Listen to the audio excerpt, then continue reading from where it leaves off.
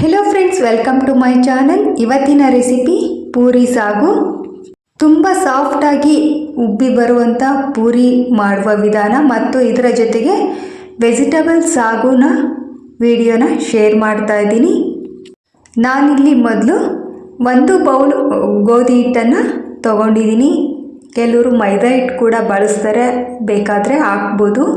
ಇದ್ರ ಜೊತೆಗೆ 4 tea spoon ಸಣ್ಣ ರವೆ ಅಥವಾ ಚಿರೋಟಿ ರವೆ, ಸ್ವಲ್ಪ ಉಪ್ಪು, 1 ಟೇಬಲ್ ಸ್ಪೂನ್ ಎಣ್ಣೆನ ಹಾಕ್ಕೊಂಡು ಹಿಟ್ಟನ್ನು ಕಲಿಸ್ಕೋಬೇಕು.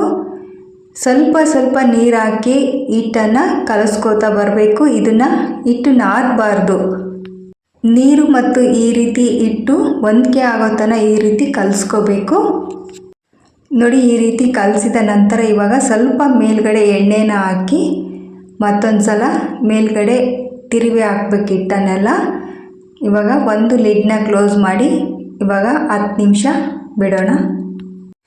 ಈ ಹಿಟ್ಟು ನೆನೆಯುವಷ್ಟರಲ್ಲಿ ಸಾಗುಗೆ ನಾನಿಲ್ಲಿ ಒಂದು ಪಾತ್ರೆಯಲ್ಲಿ 1 ಲೋಟದಷ್ಟು ನೀರನ್ನು ಹಾಕ್ಕೊಂಡು ಕ್ಯಾಬೇಜ್, ಕ್ಯಾರೆಟ್ ಮತ್ತು ಆಲೂಗಡ್ಡೆ, ಬೀನ್ಸ್ನ ಕಟ್ ಮಾಡಿಕೊಂಡು ಸ್ವಲ್ಪ ಉಪ್ಪು ಹಾಕ್ಕೊಂಡು ಬೇಯಿಸ್ಕೊಳ್ತಾ ಇದ್ದೀನಿ.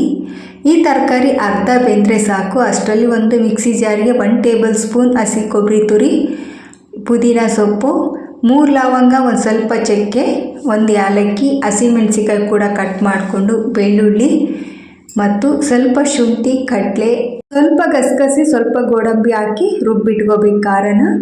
ಇವಾಗ ಈ ತರಕಾರಿ ಕೂಡ ಕುದಿಲಿಕ್ಕೆ ರೆಡಿಯಾಗಿದೆ. ಒಂದು ಕಡಾಯಿಗೆ 1 ಟೇಬಲ್ ಸ್ಪೂನ್ ಎಣ್ಣೆ, ಸಾಸಿವೆ, ಜೀರಿಗೆ, ಹಸಿಮೆಣಸಿಕಾಯಿ ಮತ್ತು ಈರುಳ್ಳಿ ಹಾಕ್ಕೊಂಡು ಫ್ರೈ ಮಾಡ್ಕೋಬೇಕು. ಇದು ಫ್ರೈ ಆಗ್ತಿದ್ದಂಗೆ ನೋಡಿ 1 ಟೊಮೊಟೊ ಕೂಡ ಕಟ್ ಮಾಡಿ ಇಟ್ಕೊಂಡಿದ್ದೀನಿ, ಅದನ್ನು ಕೂಡ ಹಾಕ್ತಾಯಿದ್ದೀನಿ. ಇದು ಕೂಡ ಚೆನ್ನಾಗಿ ಫ್ರೈ ಮಾಡಬೇಕು. ಇದಕ್ಕೆ ಒಂದು 1/4 ಟೀ ಸ್ಪೂನ್ ಗರಂ ಮಸಾಲ, ಅರ್ಧ ಟೀ ಸ್ಪೂನ್ ಧನಿಯಾ ಪೌಡ್ರು ಕೂಡ ಹಾಕ್ಕೊಳ್ತಾ ಇದ್ದೀನಿ. ಇದು ಕೂಡ ಹಾಕ್ಕೊಂಡು ಫ್ರೈ ಮಾಡಿಕೊಂಡು ಇವಾಗ ರುಬ್ಬಿಟ್ಟಿರುವ ಖಾರನ ಹಾಕಬೇಕು. ನೋಡಿ, ಇದು ಗೋಡಂಬಿ ಆಪ್ಷನಲ್, ಅದು ಇಲ್ಲ ಅಂದರೆ ಸ್ವಲ್ಪ ಅಚ್ಚಕಡ್ಲೆನ ಜಾಸ್ತಿ ಹಾಕ್ಕೋಬೋದು.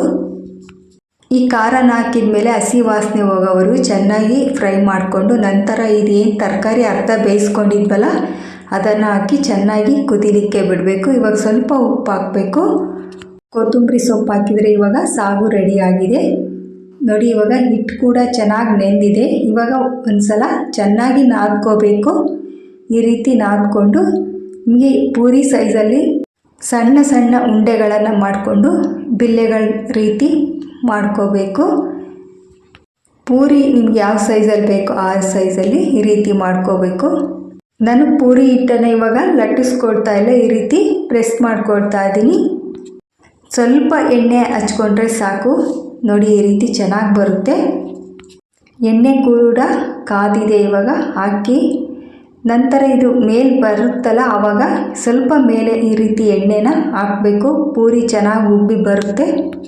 ಈ ಹೋಳಿಗೆ ರವೆ ಅಥವಾ ಚಿರೋಟಿ ರವೆ ಹಾಕೋದ್ರಿಂದ ಹಿಟ್ಟಿಗೆ ತುಂಬ ಸ್ಮೂತಾಗಿ ಬರುತ್ತೆ ಪೂರಿ. ಬರೀ ಮೈದಾ ಹಿಟ್ಟಲ್ಲಿ ಕೂಡ ಪೂರಿ ಮಾಡ್ತಾರೆ, ಅದು ತುಂಬ ಚೆನ್ನಾಗಿ ಬರುತ್ತೆ, ಆದರೆ ಹೆಲ್ತಿಗೆ ಒಳ್ಳೆಯದಲ್ಲ. ನೋಡಿ, ಈ ರೀತಿ ಗೋಧಿ ಹಿಟ್ಟಲ್ಲಿ ಕೂಡ ತುಂಬ ಸ್ಮೂತಾಗಿ ಮಾಡ್ಬೋದು ಚಿರೋಟಿ ರವೆ ಬಳಸಿ. ಮೇಲ್ಗಡೆ ಗರಿ ಅನ್ನುತ್ತೆ, ಒಳಗಡೆ ತುಂಬ ಸ್ಮೂತಾಗಿ ಬರುತ್ತೆ. ನೋಡಿ, ಪೂರಿ ಸಾಗು ಮತ್ತು ಇದ್ರ ಜೊತೆಗೆ ನಾನು ಕಾಂಬಿನೇಷನಾಗಿ ಕಾಯಿ ಚಟ್ನಿ ಕೂಡ ಮಾಡ್ಕೊಂಡಿದ್ದೀನಿ.